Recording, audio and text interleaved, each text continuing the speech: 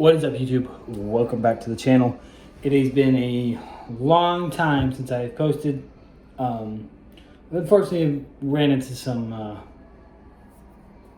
unfortunate things that happened with my family and everything like that, and then myself. So YouTube has really kind of taken a very much of a back seat for me recording or doing anything and just doing any kind of, just anything. There's a bit of a life update going on right now, and this is what I'm going to give to you guys. So,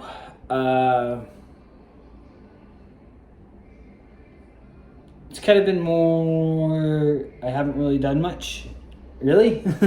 Of course, I'm not competing this year.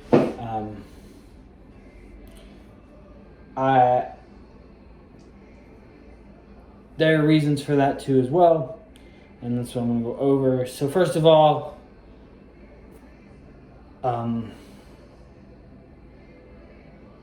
I was supposed to be taking this whole year off on an off season, and I've taken it off, that's for sure.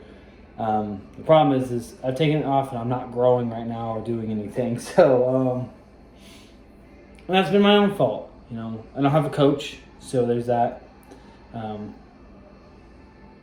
But I've had some other issues pop up. Let's start with and not issues, but start with the issues and then the seriousness of course with us as well. So had a bit of some health issues recently. So where I've been out of the gym, basically out of the year, it's been almost pretty much about 2.5, 3 months of the year I haven't been in the gym. And there are reasons. Of course, the first reason was I caught the norovirus. That was fun, and that put me out for about 10 days. And then I caught hand, foot, mouth disease. So that put me out for almost 2 weeks because I couldn't eat anything, or just really like body aches. It was brutal. So number 3. So food poisoning, got that. I mean, it only took me out for like a couple days, so it's not that bad. But it kind of kills your appetite, though you don't want to eat. So I wasn't eating as much.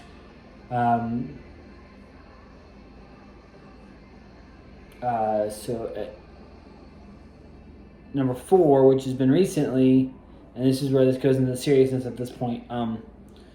We end up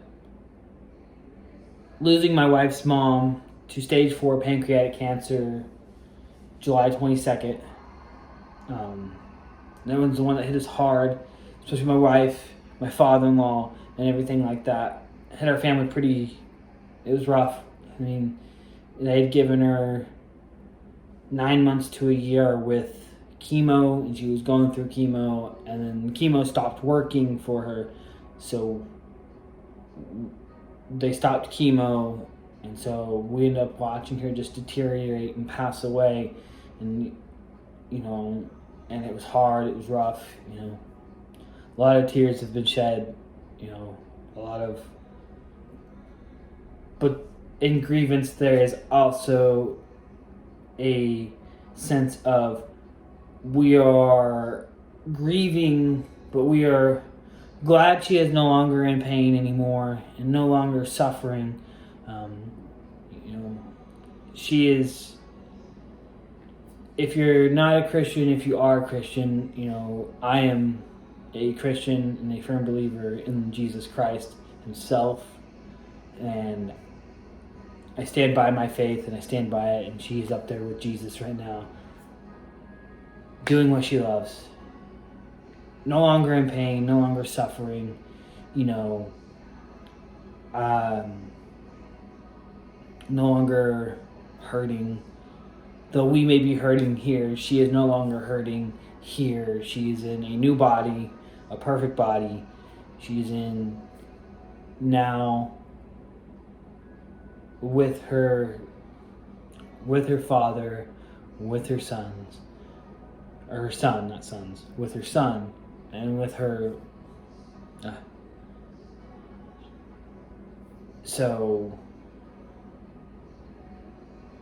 and with Jesus. So she's in peace no longer, like I said, no longer in pain. So we can smile at that. You know, it is hard for our family because she was kind of a glue, the linchpin of our family. You know, and it was hard for me to see this and to see her go through this, but she was a very strong woman of faith. You know, her last words were, "God can still do miracles," and you know, and this is a woman who said that, what if through my death it brings glory to God? And you know, that hits hard right there and alone. This woman was going through the worst possible cancer you could ever dream of, that you couldn't wish upon your own enemies for, because it is that bad. In pancreatic cancer, you never know you got it till it's almost too late, or till it's too late. Usually you don't find out you have it till it's stage 4 and you can't go into remission, and you know, it's a death sentence for anybody who gets that diagnosis, you know. So we've been stressful, and we have been, you know, hurting, but we are also trying to find joy in this too as well. And you know, that's really hard to do in something like this. This leads on to this. I'm going to say, with everything that's going on, the stress of everything that's going on, I actually stressed myself into a peptic ulcer. And I wasn't eating, and of course, in the past, I haven't been to the gym basically in almost 3 weeks. I went to the gym once on a Monday, and it was just kind of like, just to kind of get my mind off some things. But that was before I got the peptic ulcer, and to say the least, that's put me down. The medicine I was taking, I mean, it's helped, and I'm feeling a lot better, of course. But one of the medicines I was taking, which is called Reglan, started giving me some really bad depression. And I stopped taking that because I realized to myself it wasn't me. And that's one of those things, you know it's not you, and you're like, that's not me. So I'm still taking it, but I was taking it twice a day. Now I'm taking it once a day, but half a pill in the morning, half a pill before I go to bed, and which has helped. Because it's to help heal this ulcer, so I need to help it heal and get better. So I can get better, so I can get back in the gym, get back to eating, get back to growing and things like that. And help me get back into normality of a different, of things. So, that being said, I haven't eaten.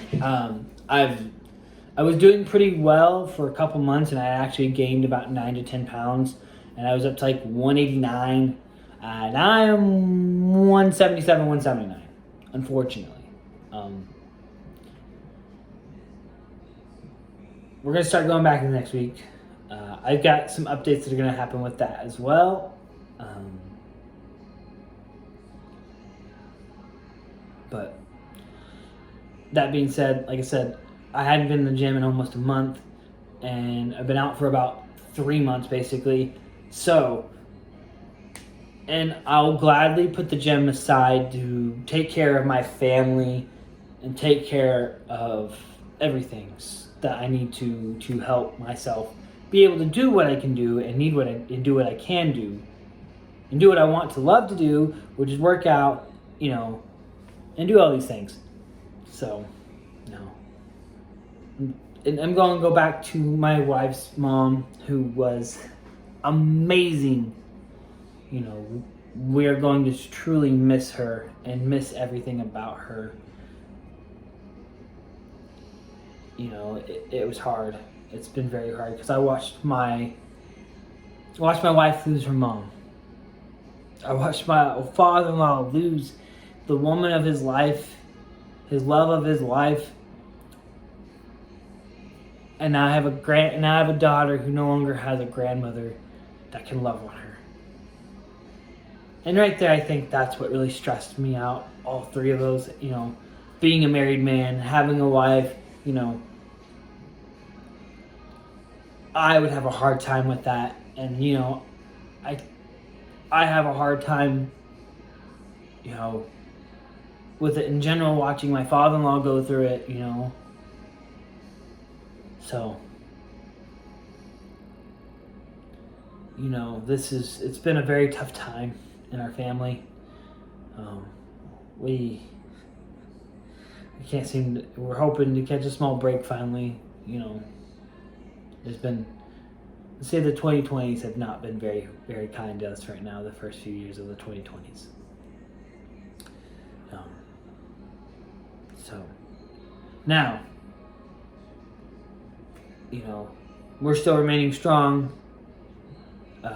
We're still being as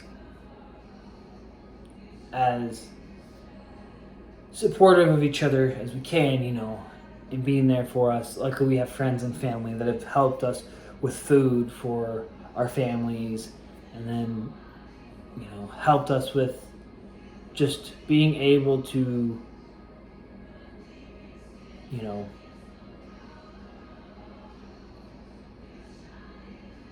we don't have to put hardships on ourselves right now.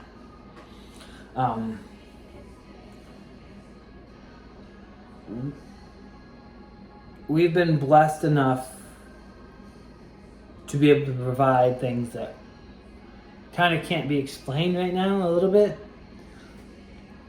We had a friend do a fundraiser for us that went straight to my father-in-law because that's where it was going. And we gave everything to him that the fundraiser was for. And the fundraiser ended up raising about $1,000 for us, which is great. You know, we weren't expecting much, but we were just expecting at least enough to, you know, a little bit, you know, to help us out, you know, to, you know, either help my father-in-law get groceries, even though he has a job, but he's taking time out of his job because he was taking care of, you know, my mother-in-law, you know, and, you know, and he was coming home, and he was, you know, it was hard, you know, it was hard because watching him just, you know, break down. This man, you know, in almost the 10 years my wife and I have been together. We've been married we'll be 6 years. No, 7 years this year. 7 years this year. Been together for 9. I've known this man for almost 10 years of my life now. And say the least, I've never once seen this man break down and cry. And he broke down and cried. And, you know, it's so hard, it's so heart-wrenching, you know, to see someone that, you know, you've never seen, you know, just break down and cry, and, you know, and not just want to hold them and hug them. And, you know, anytime he starts doing that, it's what I do. I just hug him, hold him, you know, it's all I can do. It's just be comfort for my wife and my father-in-law right now, as much as I can be. One thing we've said was, how do you do this without faith in anything? You know, and that's hard. You know, I don't see how people can do it without having, you know, the thought process of, you know, what's on the other side for me of eternity. And for me, that other side of eternity for me is hopefully, you know, standing at the foot of Jesus. Standing at the foot of Christ himself. And hopefully hearing, I want to hear, thank you, my good and faithful servant. You did it. You know. For all I know is I could pass tomorrow. So, and I'm never going to question my faith or question what I do or question how I promote myself in my faith through this too as well. You can take what you want from this as well, but, you know, love on your others, you know, whether it's your mom, whether it's your dad, wife, girlfriend. You never know how much time you do have with them left. You know, you guys are people are gonna get angry at each other. There's no doubt about it. But do you let that anger stir in you and keep in you, and you just, you know, you let it fester, or will you just, you can be angry at the moment, but joyful through the rest of the day. And that's how I'm going to start taking my days now.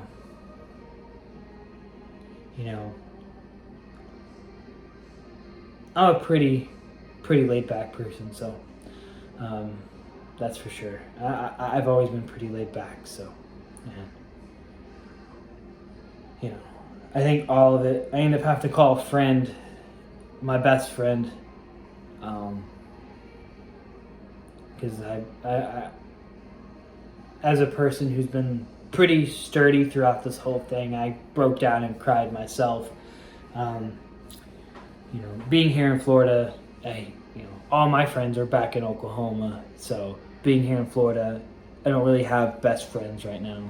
And it's not for lack of trying, it's just I'm a married man with a daughter, and I really don't have time to go out and hang out. I make friends at the gym, of course, but they're just gym friends, and I don't hang out with them that often, so, what do you do? What do you do?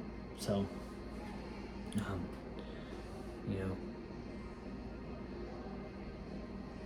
I probably do need to start making some more friends, I think. But,